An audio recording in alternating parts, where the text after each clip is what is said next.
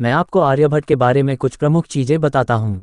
आर्यभट्ट प्राचीन भारत के एक महान गणितज्ञ और खगोलशास्त्री थे, जिनका योगदान विज्ञान और गणित के क्षेत्र में अत्यधिक महत्वपूर्ण है।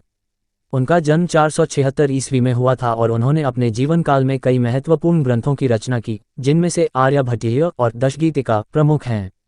आर्यभट्ट के जीवन के प्रारंभिक काल के बारे में बहुत अधिक जानकारी उपलब्ध नहीं है, लेकिन ऐसा माना जाता है कि उनका जन्म पाटलिपुत्र, आज का पटना, में हुआ था।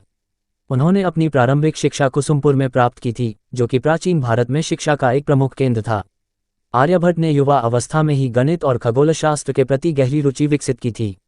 आर्यभट्ट का प्रमुख कार्य आर्यभट्टीय है, जो कि गणित और खगोलशास्त्र पर एक विस्तृत ग्रंथ है। ये ग्रंथ 4 खंडों में विभाजित है। पहला ग्रंथ दशगीतिका है, जिसमें खगोलशास्त्र के सिद्धांतों का वर्णन है और इसमें कुल 10 श्लोक शामिल हैं। दूसरा ग्रंथ गणितपाद है, जिसमें गणित के विभिन्न सिद्धांतों और समस्याओं पर आधारित है। इसमें क्षेत्रमिति, पाइथागोरस प्रमेय और वृत्त की परिधि की गणना शामिल हैं।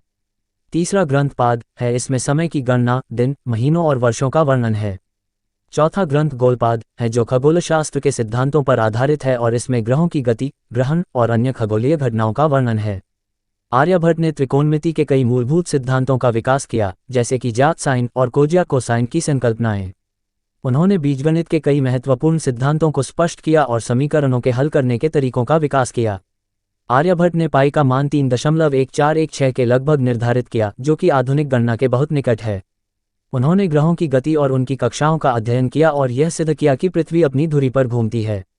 आर्यभट्ट ने सौर और चंद्र ग्रहणों की सही व्याख्या की और ये बताया कि ये घटनाएं पृथ्वी और चंद्रमा की छाया के कारण होती हैं।